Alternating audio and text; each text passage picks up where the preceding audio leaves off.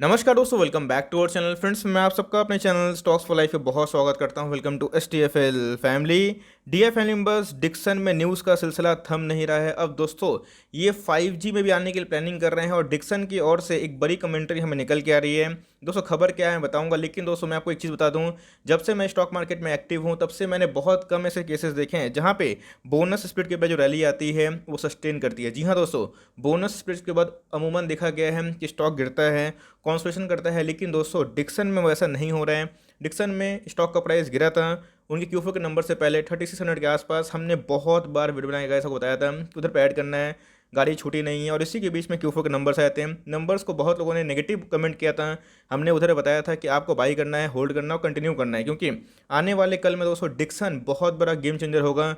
जब भी हम लोग आत्मनिर्भर भारत के बारे में डिस्कस करते हैं वहाँ पे दोस्तों डिक्सन प्रबल दावेदारी है, followed by amber and the other companies. लेकिन इसी बीच में डिक्सन में एक थ्रेट भी है, वो समझाना इंपॉर्टेंट है, क्योंकि बहुत जगह पे आपने देखा होगा कि इनके वैल्यूएशंस को लेके काफ़ी चर्चा देखने को मिल रही है। लेकिन दोस्तों इधर पे मैं काउंटर करना चाहता हूँ कि वैल्यूएशंस उन्हीं के होते हैं जनरली जो एक मोड क्रिएट करते हैं। लेकिन इसी बीच में FIAs और DIAs अपने स्टेक को थोड़ा कम किए हैं। इसके पीछे का लॉजिक क्या है और इसी बीच में न्यूज़ क्या है, करना क्या है, क्यों डिक्सन दोस्तों अपने आप में ही मैं बोलूँगा कि आने वाले 5-10 सालों में एक बहुत बड़ा मल्टीबैगर रहेगा। और जिस हिसाब से इनके प्रोजेक्शन है एक्सपोनेंशियल ग्रोथ, अगर वो सस्टेन होते हैं तो आप गाइस अंदाज़ा भी लगा नहीं सकते हैं डिक्सन कितना बड़ा खेल खेल सकता है। तो क्या न्यूज़ है वो कवर करेंगे, बहुत कुछ सीखने को मिलेगा। चैनल फर्स्ट टाइम होंगे सब्सक्राइब कर सकते हैं इस क्वालिटी कंटेंट को सबसे पहले एक्सेस करने के लिए। Now without delaying any for time, let's begin. इस डिक्सन के परफॉर्मेंस के आज बारे में डिस्कस करें तो आप देख सकते हैं कि आज भी हमें 3% की तेजी देखने को मिल रही है। लोगों को समझ में नहीं आ रहा है कि इधर प्रॉफिट बुक करे कि एंट्री करे, क्योंकि दोस्तों अब जो MOS लेवल है, मार्जिन ऑफ सेफ्टी लेवल, वो तो रहे ही नहीं। क्योंकि इसके पहले मैंने गला फाड़ फाड़ के आपको बताया था कि 3600 पे खरीद दो, 3400 पे खरीद दो। उधर पर लोग ने खरीदा नहीं। अब स्टॉक महंगा हो चुका है और जहाँ से दोस्तों हमने खरीदा था 20% फिर से अप हो चुका है। वैसे नहीं कि मैंने इधर भी खरीदा, मैंने इसके स्प्लिट के पहले भी खरीदा था, कंटिन्यू किया हूँ और आगे भी दोस्तों मनसा रखता हूँ, उम्मीद रखता हूँ कि इसको कंटिन्यू करूँगा। इस स्टॉक के बारे में डिस्कस करें तो भाई पिछले 3 सालों के अंदर दोस्तों 1 लाख को बनाए हैं 8 लाख के आसपास। तो समझ सकते हैं हम कि 700% रिटर्न देखने को मिल रहा है। इसके पीछे का लॉजिक क्या है, आत्मनिर्भर भारत। और दोस्तों जब ये अपने ऑल टाइम हाई जो है 4400 उसको तोड़ता है तो आप समझ नहीं सकते गाइस कि इसमें कितनी रैली की संभावना बढ़ जाती है। उससे पहले अगर आप देखें दोस्तों तो 1 मंथ पहले की बात हो या फिर लाइक 1 वीक पहले की बात, आपके सामने प्रूफ है। अगर आप डिक्सन एस्टिफिल सिर्फ सर्च करेंगे आपको बहुत सारे वीडियोस मिल जाएगी। इस तरह का ही थंबनेल था जहाँ पे कंसिस्टेंट बेसिस पे आपको बताया गया कि टारगेट बहुत ही ऊपर है और छोटी मोटी नेगेटिव न्यूज़ डरना नहीं है, क्योंकि डिक्सन में वो पोटेंशियल है, वो कैपेबिलिटी है, वो कैली है जो आने वाले कल में वो सस्टेन कर सकती है।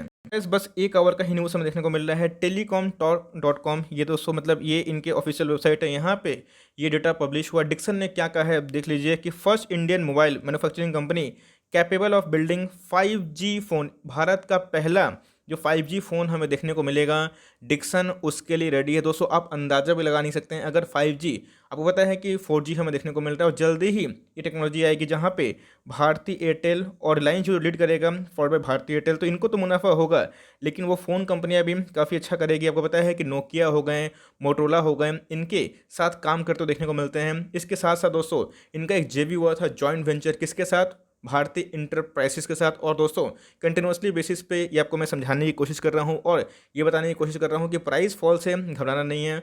स्टॉक मार्केट में नथिंग इज़ परमानेंट, कोई FD का लाइक जगह पे नहीं है कि आपको एक फिक्स रिटर्न मिलेगा। मार्केट में वोलेटाइल रहता है मूवमेंट, कभी अप तो कभी डाउन, और इधर पॉपुलर गेम होता है। लेकिन जहाँ पे बिजनेस का सस्टेनेबिलिटी रहता है दोस्तों, बिजनेस अगर सस्टेन कर लेता है, सस्टेनेबिलिटी जो सबसे इंपॉर्टेंट टर्म होता है, वो अगर सस्टेन कर लेता है तो अपने आप में दोस्तों ये टिक जाता है। तो आने वाले कल में अगर भविष्य के बारे में डिस्कस करें तो डिक्सन दोस्तों उसके लिए कैपेबल दिखाई पड़ रहा है। और इसी के पहले MK ग्लोबल ने 4500 का टारगेट दिया था, उसके साथ साथ IC डायरेक्ट ने दोस्तों 4600 का, और उसके साथ साथ शेर खान ने भी 4800 के पास टारगेट दे दिया था।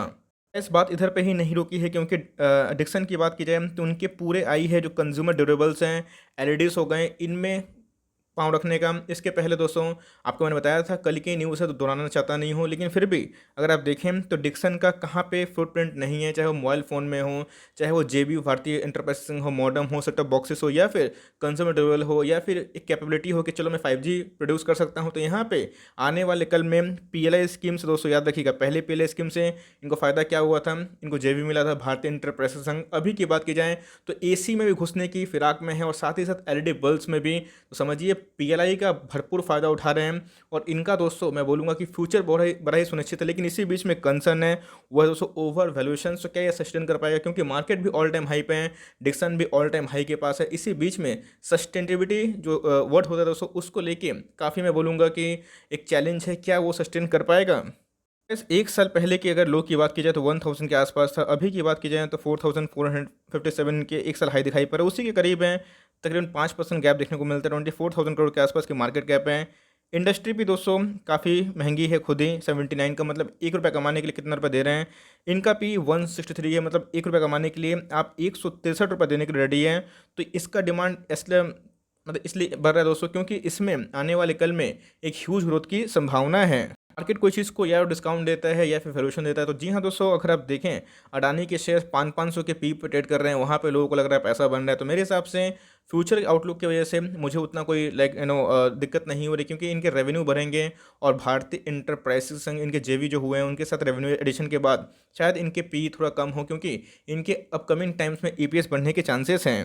कंपनी के पास 700 करोड़ के आसपास का रिजर्व सरप्लस है, जो पहले से बढ़ा है। पहले 529 के आसपास था, अभी की बात की जाए 725 के आसपास। लेकिन दोस्तों बहुत दूर जाना है, क्योंकि इतना नहीं होगा, बिकॉज अगर आप मार्केट कैप देखें तो उससे बहुत ही कम रिजर्व सरप्लस देखने को मिल जाता है। कंपनी की आरओई दोस्तों 20 के ऊपर है, 21 के आसपास है।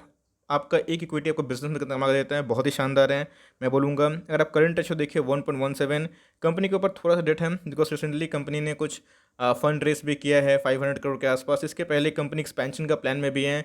अब इतना तेज़ी से बढ़ेंगे, इतनी तेज़ी से आत्मनिर्भर भारत को लेकर आगे बढ़ेंगे, तो इनको खर्चे भी होंगे, जहाँ पे एक डेट का संभावना होता ही है। कंपनी के जो सीजीआर सेल्स हैं वो 30% के आसपास हमें देखने को मिलते हैं, which is very good. Company के प्रॉफिट भी ठीक है, तो मेरे हिसाब से ग्रोथ जहाँ पे प्रॉफिट वहाँ पे ही शेयर प्राइस होता है। चलिए गाइस, अगर आप देखें तो आज के दिन में 44% के आसपास डिलीवरीज लिए थे वो देखने को मिल रही है, विच इज़ नॉट बैड। 50-60% का हम लोग बहुत ही हाई मानते हैं और 80% के ऊपर सुपर हाई हम लोग कंसिडर करते हैं। तो मेरे हिसाब से डिलीवरीज भी डिसेंट है। 4,38,000 शेयर ट्रेड हुए, इसके अगेंस्ट में 2 लाख के शेयर आसपास डीमेट में ले जाते हुए देखने को मिल रहा है, जिसका अप्रॉक्स भाव कितना आता है 45% के आसपास। रही प्रोमोटर होल्डिंग की बात, बहुत लोग प्रोमोटर होल्डिंग को लेके बहुत बता रहे हैं कि सर प्रोमोटर होल्डिंग धीरे डिक्रीज हो रहा है, करना क्या है। दोस्तों 0.1% प्रोमोटर ने डिक्रीज किया, ऑफकोर्स ये बात मैं मानता हूँ, और 0.5% के आसपास एफआईएस ने, डीआईएस ने। यहाँ पे जो रिटेल पार्टिसिपेंट हैं उनका काफ़ी इन्वॉल्वमेंट हो चुका है, जो पहले से मैं बोलूँगा कि काफ़ी हाई है। गाइस, रिस्क तो हमेशा हर जगह पे है, लेकिन फंडामेंटल की वाइज बात करूँ, अगर ग्रोथ के ओरिएंटेशन की बात करूँ, और दोस्तों कभी भी एक ब्रेकिंग न्यूज़ देखने को मिल जाएगी ना, ये शेयर सर्किट लगाने में एकदम शर्म नहीं करेगा। इतना तेज़ी स्टॉक इनके बिजनेस देखने को मिलते हैं।